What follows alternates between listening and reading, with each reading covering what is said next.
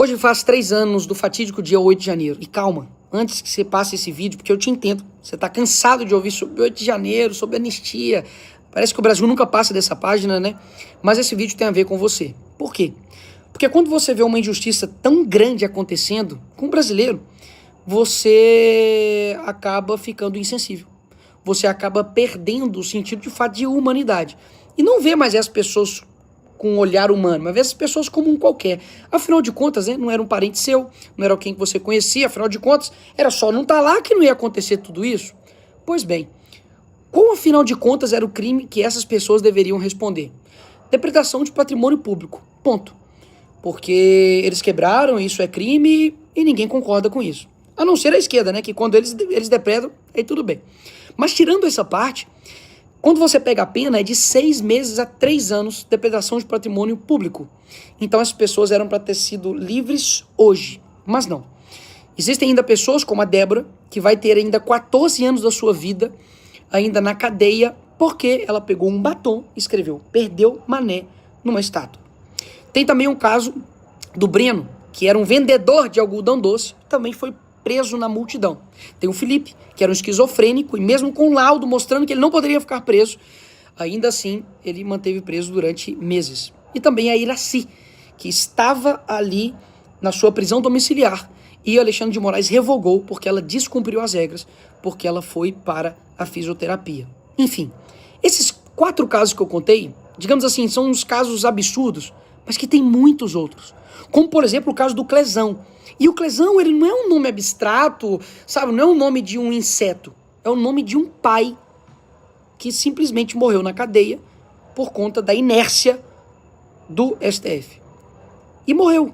Hoje tem uma família que não tem um pai, tem uma esposa que não tem um marido, por conta disso. E aí eu te pergunto, mas Nicolas, eles atentaram contra a democracia, né? Tá. O que você acha que atenta mais contra a democracia? O Aécio também, que foi um que está preso por 17 anos, foi o primeiro condenado de 8 de janeiro, que pegou o celular dele e falou: eles cagaram na cabeça da gente a vida inteira, agora eu que vou cagar aqui. E brincou nisso. E ele tomou 17 anos de cadeia. Quem você acha que mais atenta contra a democracia? Essas pessoas que depredaram patrimônio público, invadiram, cometeram aí esses crimes, ou um cara que coloca milhões de reais em uma mala, como o Gedel, que foi encontrado com corrupção. Ou como alguém que foi condenado por 400 anos, né, de cadeia por corrupção também, como o Sérgio Cabral, que está livre. Ou como alguém, né, que colocou dinheiro na cueca, foi pego, e agora, né, a PGR arquivou totalmente o caso. Quem você acha que atenta mais contra a nossa democracia? Pessoas envolvidas em escândalos de roubo do INSS, pessoas pensionistas, pessoas que, enfim, têm comorbidades, problemas, né, de saúde, e recebem um dinheiro ali do trabalho deles e elas estão sendo roubadas. Ou a pessoa que simplesmente, né, foi ali, entrou, viu o que estava acontecendo ali, se escondeu das bombas que estavam vindo e aí foi presa por 17 anos de cadeia. Quem que você acha que atenta mais contra a democracia? O Lula, que recebe um narcotraficante, que agora está preso, um bandido genocida, que no país dele tinha 158 crianças que foram torturadas, né, mortas. Mas, na verdade, quem atenta contra a democracia é a Débora, né, do batom. Quem que você acha que atenta mais, né, contra a democracia? Quem está dentro, né, de um escândalo, né, de banco, que recebia possivelmente aí mesada como Lulinha, ou, né, esse rapaz que estava vendendo ali algodão doce? A resposta, ela salta aos olhos de qualquer um. Mas quando você, brasileiro, você que está me escutando aqui, você tem uma insensibilidade com essas pessoas, você talvez não ache que eles estão te manipulando, mas eles estão. Porque que não é uma luta por A ou por B, sabe? Porque você está querendo fazer tudo isso para poder livrar o Bolsonaro da cadeia. Eu também acho a prisão dele completamente desproporcional. Mas, em específico, essas pessoas que estavam ali, né, no dia 8, para pensar. São pessoas que estão sendo literalmente colocadas de forma punitiva, para poder colocar medo na direita.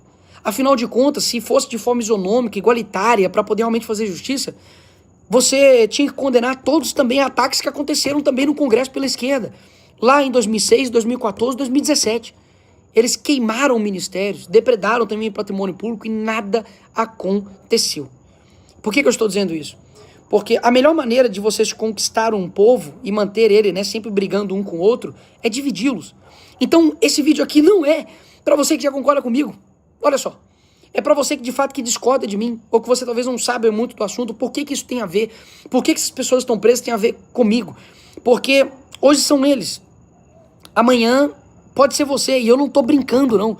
Amanhã pode ser você, pastor, que dá uma opinião, isso pode ser considerado um atentado ao Estado Democrático de Direito. Não é à toa que essa semana, né, eu postei um meme do Lula sendo preso, e eles pediram a minha prisão, e a derrubada das minhas redes sociais. O Nicolás Maduro pode ficar livre sendo um ditador. Eu tenho que ir pra cadeia porque eu postei memes e dei a minha opinião. Ou seja, isso pode chegar e bater na sua casa. Um dia que você defender, né, uma opinião, ou quiser, né, criticar algum ministro do STF, o que vai acontecer com você? Então, de forma gradual, eles estão colocando medo em todos nós. E o medo, assim como naqueles desenhos animados, né, antigos, que ia cair uma pedra em cima, assim, e ele tentava correr e não saía, a pedra caía em cima dele. Por quê? Porque o medo nos paralisa como nação. Então, hoje, o Lula vetou por completo o PL da dosimetria, que inclusive por muitos disseram, né, que nossa, a Magnish foi derrotada porque vocês apoiaram a dosimetria, porque ela não era boa, né?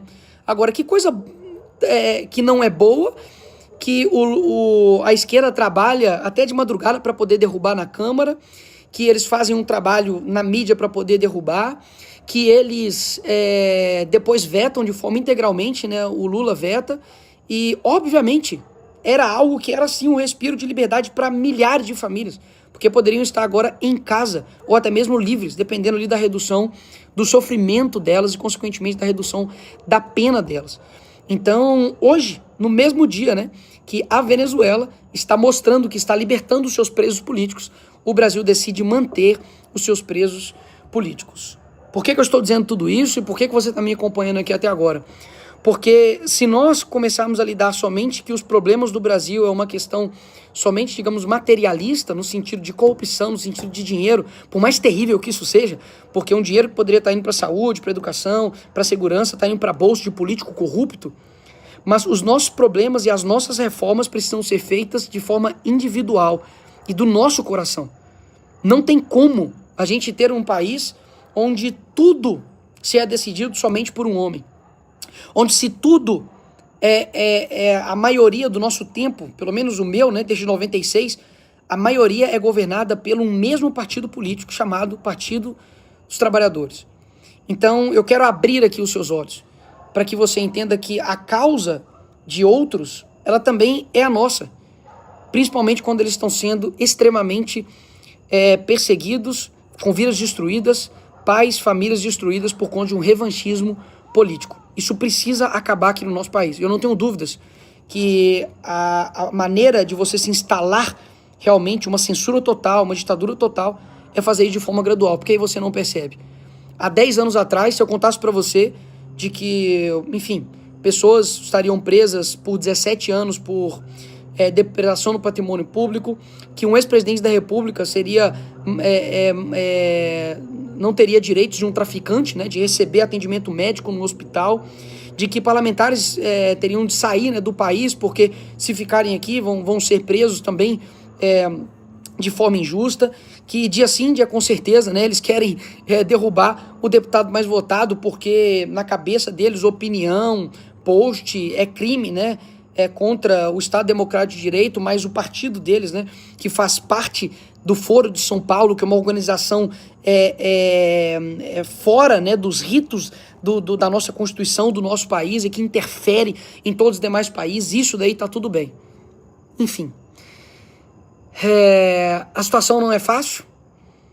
Muitas das vezes parece que as notícias que a gente olha, né, parece que cada vez são mais desanimadoras, mas um ponto a luta pela liberdade dessas pessoas é muito importante, por isso que eu vou continuar. E essa luta não é de agora.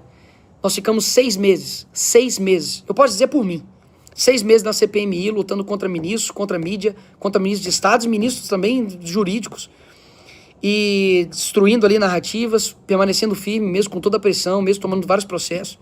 Eu visitei a Papuda e a Colmeia, enquanto o Clezão estava vivo, Hoje, inclusive, nós conseguimos uma transferência, né, de presídio para 2 presos do dia 8 por conta humanitária, de pessoas que estavam numa condição assim, terrível e que não são, né, criminosos. Nós fomos em dezenas de manifestações, nos expusemos, falamos tudo, apontamos o dedo em quem deveria apontar o dedo quando muitos tinham medo, né, de colocar o dedo na ferida e falar nomes, como do Alexandre de Moraes. A gente ocupou, né, a mesa ali da casa para poder pressionar uma anistia. Eu trabalhei ativamente para poder aprovar a urgência do PL da anistia e nós aprovamos com ampla maioria. Nós aprovamos a dosimetria, que era o possível, e é uma redução da dor dessas pessoas. E hoje o Lula veta, e eu não tenho dúvidas que nós iremos derrubar esse veto ali no Congresso. Então, sim, esse vídeo é para você, que acha que isso não tem nada a ver com você, mas tem muito a ver com você, porque um dia, de fato, pode ser você. Isso aqui não é mais nenhum tipo de profecia.